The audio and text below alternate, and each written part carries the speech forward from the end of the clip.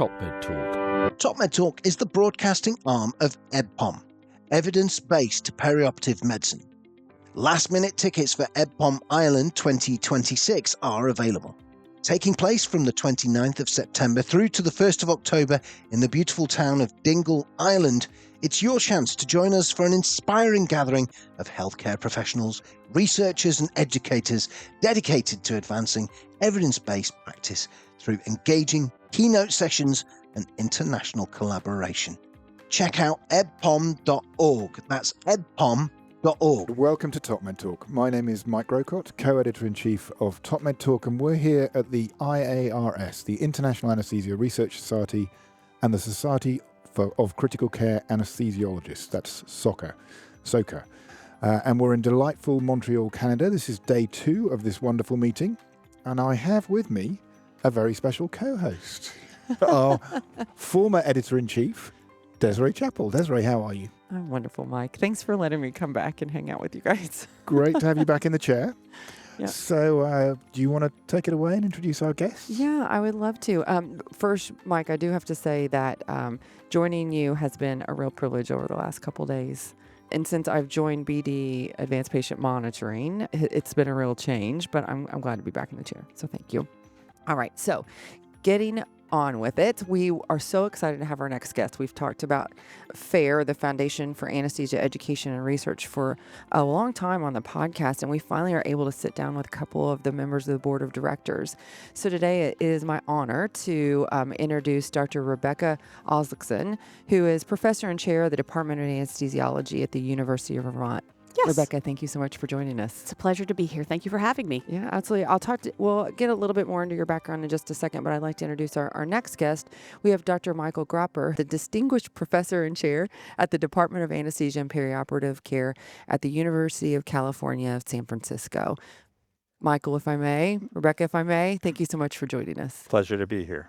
So diving right in, I would love to hear a little bit more about your background, and then we'll talk a little bit more about FAER. So Rebecca, if you don't mind, tell us a little bit more about yourself. Certainly. So I'm a critical care anesthesiologist and palliative care physician and researcher. So all my academic work is in ways to improve delivery of effective and equitable palliative care, particularly in ICU and perioperative settings. And like Dr. Gropper, I do a lot of administrative work now as a chair.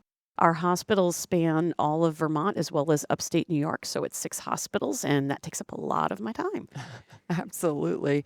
Well, we can dive a little bit deeper into that because that is an interesting perspective that I don't think that we've talked much on the podcast. No, we're an about. Academic rural medical system, and that's pretty rare nowadays. Yeah, absolutely. And Michael, what about you? Tell us a little bit more about yourself. Sure. Initially trained in physiology, studying acute lung injury, and then got my medical training, did anesthesia and critical care training in San Francisco. I've been there ever since. You can stay forever at UCSF. And now I'm chair of a large department across San Francisco and the Bay Area of California. Also was an intensivist, but now I'm mostly resuscitating Excel spreadsheets, and my clinical practice is doing thoracic anesthesia in the operating room. Oh, nice. And we do want to give a big shout out to one of our co-editors-in-chiefs of TopMedTalk, don't we?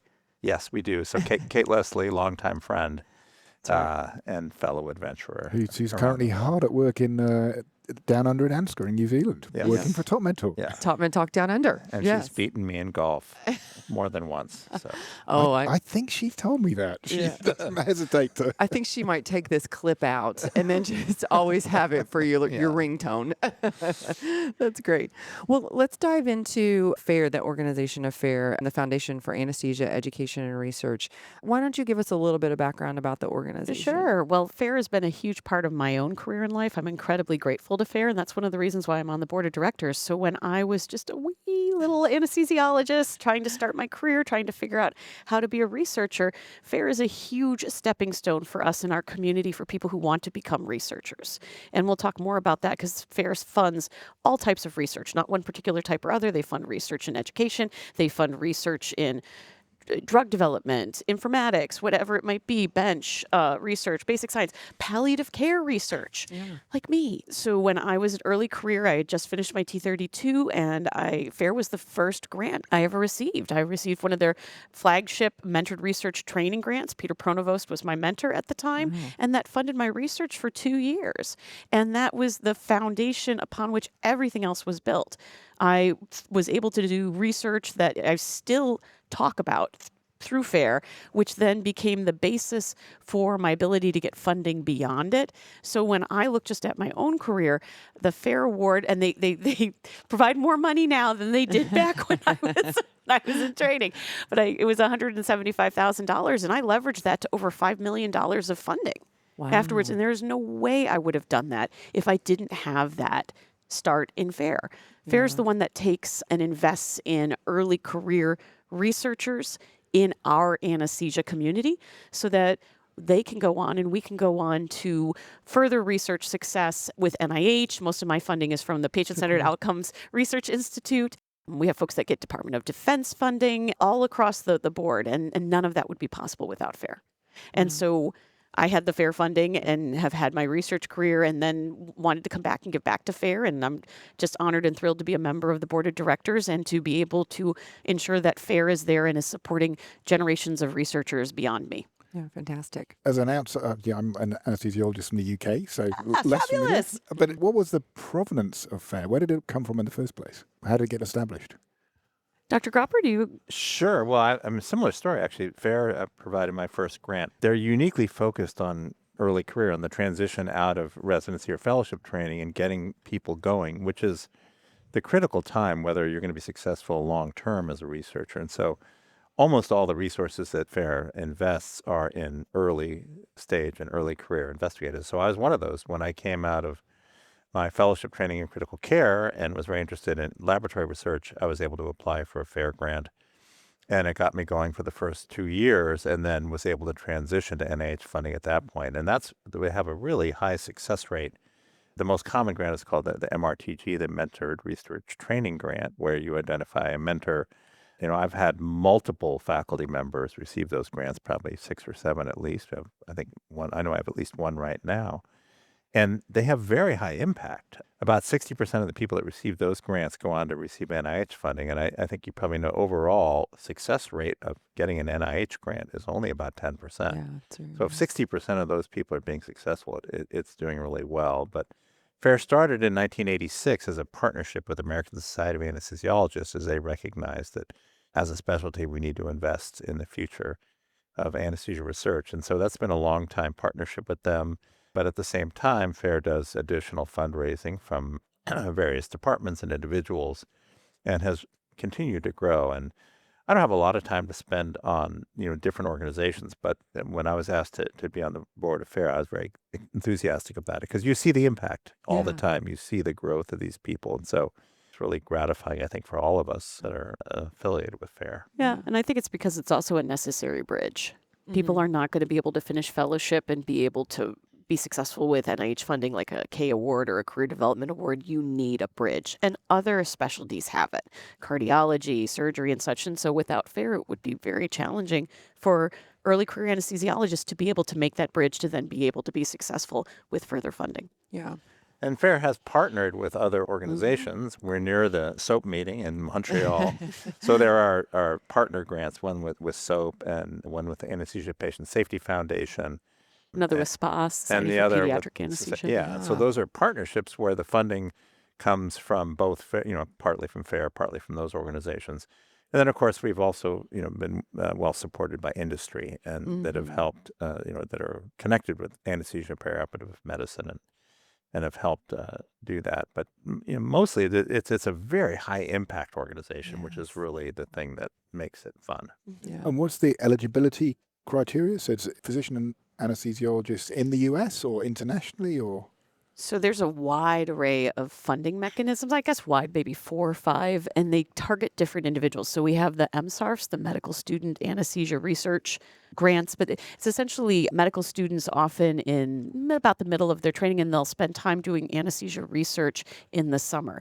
And a disproportionate number of them go off then and become anesthesiologists. And it's often their first introduction to our community and such. So you have those MSARF awards. We actually have, for the first time this year, where folks did such information influential MSARF research that they then got further funding to continue that research for either 6 months or a year afterwards, which they're taking like a gap year in medical school so they can really lean into that research before they're even doing anesthesia or being residents. And then there's the resident scholar program. So FAER sponsors and helps for when departments like Dr. Gropper's and myself have affiliations with FAER, we can have a resident go and participate in the ASA meeting, and they can present research and they find that community. And I'm horribly proud because Anna Quinlan, one of our University of Vermont residents, won second prize for the research work that she brought to the ASA and to the FAER research scholars last fall at the ASA meeting. Yeah. And then the MRTG grants that were described by Dr. Gropper before are the flagship ones. Those are typically folks that are just out of fellowship, just out of residency, usually within 5 years or so of having finished. Some have MD, PhD backgrounds, some have other things or such, but typically they're gearing up. And these are folks that are really getting ready to be career researchers. I mean, medical clinician researchers, clinician scientists. They're going to be clinicians, but they're probably going to have a large part of their time and career being spent doing research. And then there's the research education grants, which are a slightly different funding mechanism because that's for folks, and those are typically projects. It's not so much, an MRTG is funding a person as much as a project. Education grants, you're funding the project, but also a bit of the person too. And Michael, I'm sure I'm missing things. Do you have... No, I think you've covered it. I mean, the medical student summer program is also successful. About 60% of the students that come and do those go on to match into an anesthesia residency. To your earlier question of, what percentage of these are international versus U.S. or Canada, the majority are, and part of that is, I think, pragmatic because the significant funding source is the American Society of Anesthesiologists, and so I don't think there's any specific rule about it, but I think that's, part of the focus. Looking at it. I'm looking at the website right now, looking at all the different opportunities for funding and different pathways that people can go through. It's fantastic. I mean, there's a lot of money that is being given to support. And actually, I recognize a lot of these faces on as leaders, and they're up-and-coming leaders in our space. Well, it's surprising when, we meet with groups of chairs, for example, how many of us started. It's really common. That's where we all got our start because, it's that critical point where you haven't been able to get your own funding from the NIH or another source. You need to be able to get going. So it's very good. The other thing that FAER does is there's a meeting for these MRTG trainees that's in Washington, D.C., but that also includes some networking, ability to meet people from the NIH. So they all come together. Yeah, and it's extremely valuable, very well received. And so as you start, because you do, to be successful, even with the NIH, it's you need to know people, they need to be familiar with what you're doing. So that's also been a very effective tool. And they do a mock study section, so they're trying to get the people that are going there. It's about creating community and peer mentors and such, and other people that are on the same place in the journey as you, so you can support each other, but also helping give people the skills so you're more likely to be successful on that journey.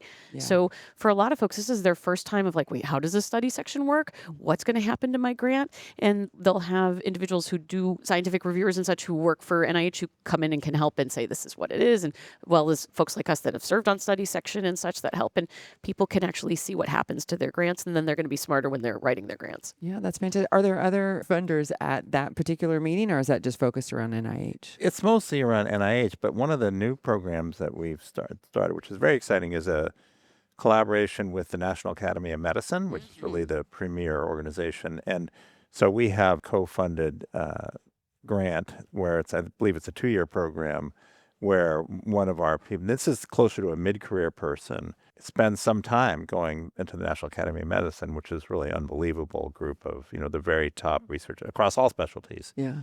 And so we've had just finishing up our second, I think Dr. Julie Freed at Medical College of Wisconsin. The first was Dr. Ganusha Kaur from Weill Cornell. And that's not only is it an incredible career boost for those people, but I think it's also an opportunity. Anesthesia as a specialty is somewhat, I don't want to call it mysterious, but it's not necessarily known in the way that many other specialties are. So the ability to get one of our people into the mix there is really, really valuable for us. And so that's been an exciting partnership as well. And it also allows folks, and I'm horribly biased, I have a mentee who's applied, and I have every finger, toe, hair crossed because I think she'd be amazing. But she's got a policy.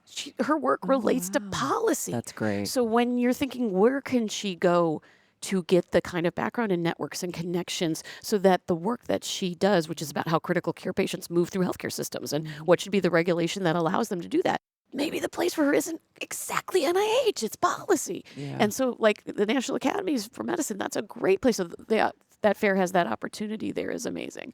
And you had asked about at the national meeting, actually, I just heard, and I'm excited because it's, near and dear to my heart, but like PCORI is going to be one of the speakers at the national meeting this year because FAER has had an extraordinary success with PCORI with over $50 million in funding from PCORI just coming to FAER-related people who've had careers and who've had grants from FAER in the past.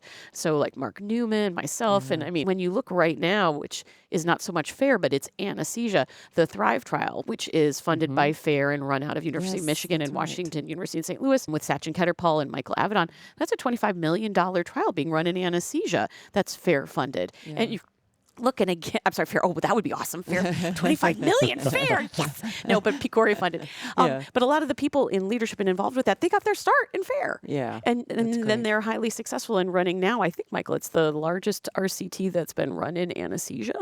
16,000 people that are enrolled by the time it's done. To be able to run these kinds of trials. And that trial is looking at outcomes with inhaled anesthetics versus IV anesthetics, propofol versus inhaled.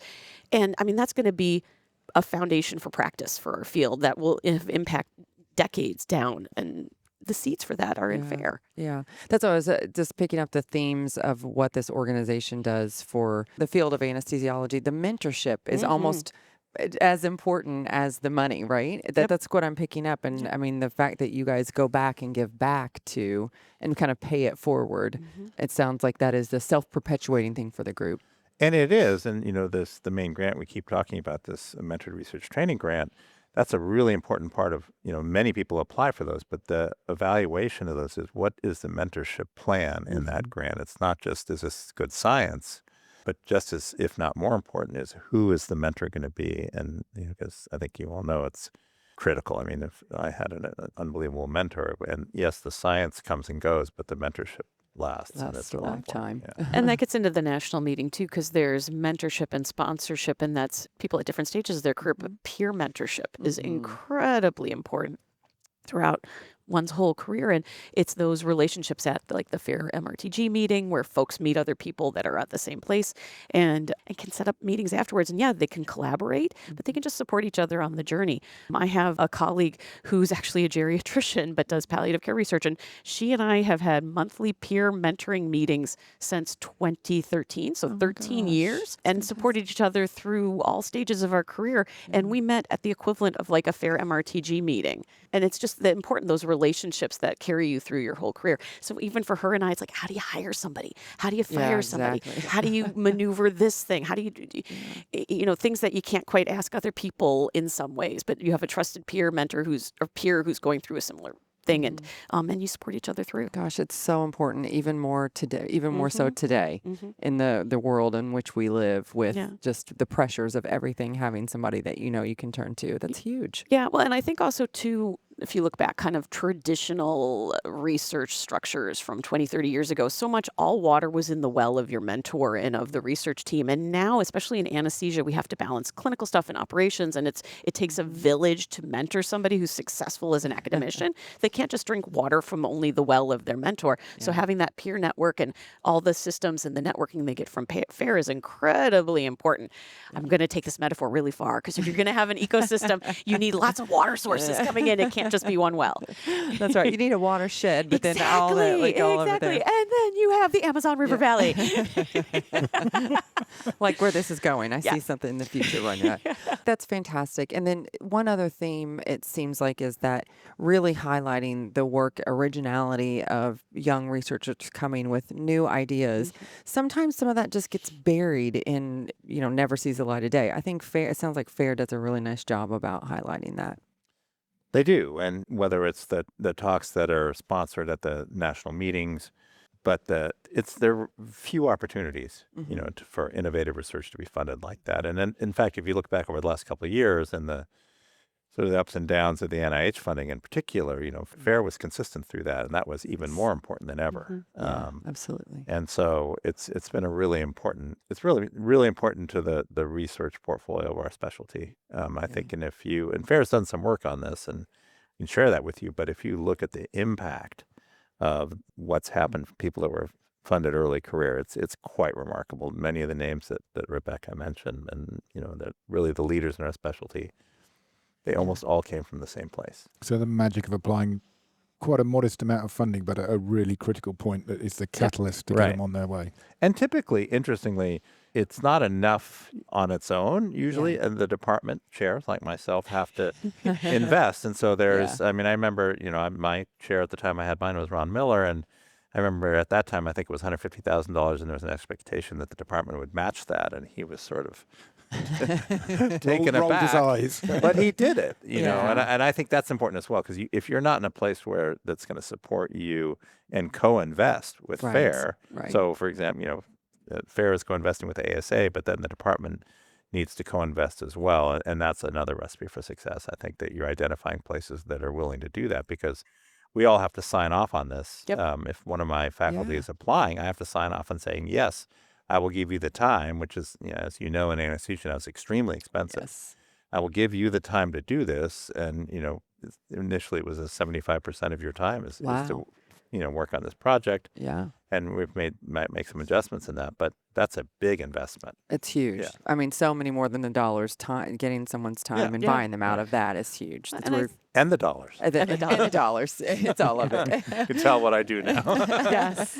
Those spreadsheets. Cute. And I feel like also, too, one of the things that it gives researchers is confidence. Yes. Of I can be successful. I can do this. And I get teased. I remember one of the first grand rounds I gave at a place that will remain nameless, they had me talk with the residents first. They talk about your journey to research. And I was really proud. I put together this presentation. I was like, I applied for this grant and I didn't get it. I applied for this grant and I didn't get it. I applied for this grant and I didn't get it.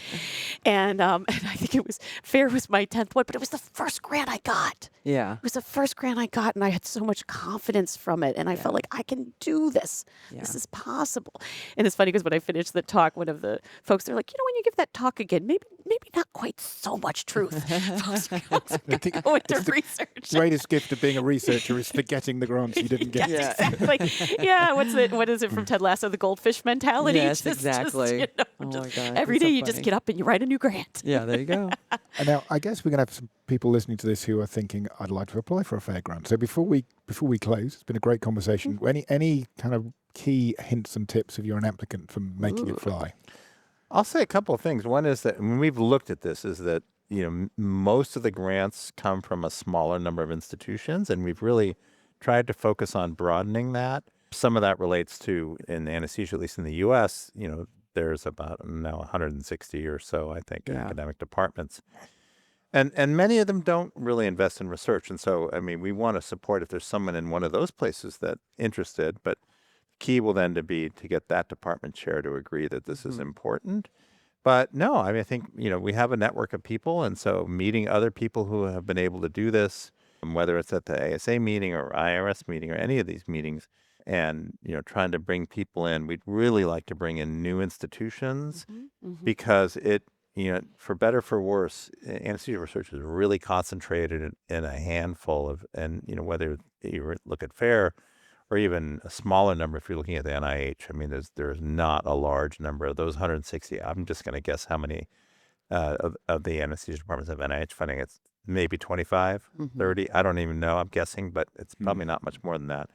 And so it's so important to our specialty that we are able to grow research, and there's more pressure than ever on clinical productivity right now. As you know, it's an uphill battle, to be perfectly honest. And you know, getting the resources to do this, anesthesiologists are highly compensated because of the shortage. And so there's more hesitation in investing, and particularly giving them that expensive, valuable time to do the research. So again, it's essential that we're able to do that, and we'd really love, you know, to spread that. So if, you know, if one of my faculty applies, they don't get it, but if, you know, someone else does, that's great. Yeah. And when you say tips and such. I think two to three things comes to mind. One, we've already mentioned, a lot of people think that it's the research project that's funded, especially for an MRTG. Yes, you have to have a good research project, but just as important, if not more, is your career development plan. And it's not so much about getting that research done when FAER is funding it. It's about growing you as a researcher. So that career development plan, which for some folks, they'll treat it like an afterthought. No. That is one of your main courses. Like if you put it up front, what are your activities? What is the relationship with the mentor? Absolutely put as much time into that as you would the actual research that you're doing. And then the other thing is, I think people sometimes think of research as it's got to be something separate outside of, I do this clinical work and then my research is over here. And I see a lot of successful people, especially now, where those two are really mixed. They're leveraging something that they are uniquely able to do, especially like informatics or looking at EHR related research or things that are even operations related or quality and safety related that may be integral to their identity and career as an anesthesiologist. And they're just leaning into it more with their MRTG. So it doesn't have to be like in a lab and outside of what you do clinically. And that's actually, I think, particularly helpful now where a lot of us have more clinical expectations or operations, but the two are intermingled. Like one of my mentees, her research area is specifically on older adults in interventional pain clinics and that we don't have protocols for them and such.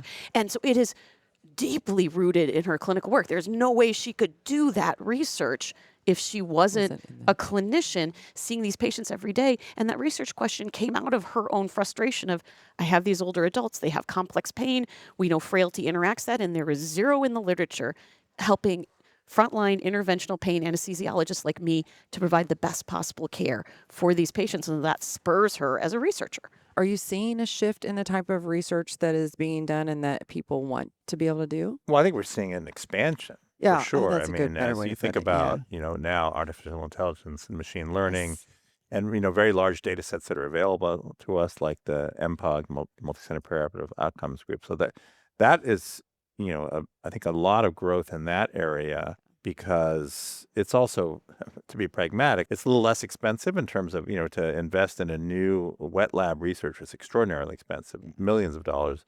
And so this can be done. It's also very collaborative. And I think certainly in my department, we're doing much more collaboration across departments. For example, on the pain front with psychiatry and neurology, looking at psychedelics and other types of compounds. So it's been broadened, which is great, and, as opposed to the traditional anesthetic mechanisms or something like that. And to Rebecca's point, I think what we're trying to do is we're investing in researchers more than the research, right? Yes. Because again, the topics come and go, but can we get somebody on a path to where they can be successful across different topics? One question I want to ask is, if people want to find more information, where do they go to find that? FAER.org. FAER.org. Okay. FAER.org. Yep. Perfect. All right. Thanks so much. Super simple. Yep. We'll put that on the website and that information, if you wanted to send that, we can put that into the show notes. So that'll be great. People have some resources there. Brilliant. Listen, thank you so much for the insight. Thank you, Rebecca. Thank you, Michael. Thank you to you for listening to TopMedTalk, the broadcasting arm of EBPOM, Evidence-Based Perioperative Medicine. You can find us on our website, www.topmedtalk.com, on social media at Facebook, LinkedIn, and X, as well as on our YouTube channel. Please like us if you like what you hear. Thumbs and up. Please check out our back catalogue of more than 2,000 conversations that have been downloaded more than 2 million times. Thank you very much to the team at IARS for hosting us here. Well, as always, wonderful hosts. And thank you to our sponsors, GE and BD, enabling us to provide free open access medical education to the world. Right. Thanks very much, guys. Thank you for having us. Thanks for having me. Cheers. Bye-bye. Bye. Bye. TopMedTalk. TopMedTalk is the broadcasting arm of EBPOM, Evidence-Based Perioperative Medicine. Last-minute tickets for EBPOM Ireland 2026 are available. Taking place from the 29th of September through to the 1st of October in the beautiful town of Dingle, Ireland, it's your chance to join us for an inspiring gathering of healthcare professionals, researchers and educators dedicated to advancing evidence-based practice through engaging keynote sessions and international collaboration. Check out ebpom.org. That's ebpom.org.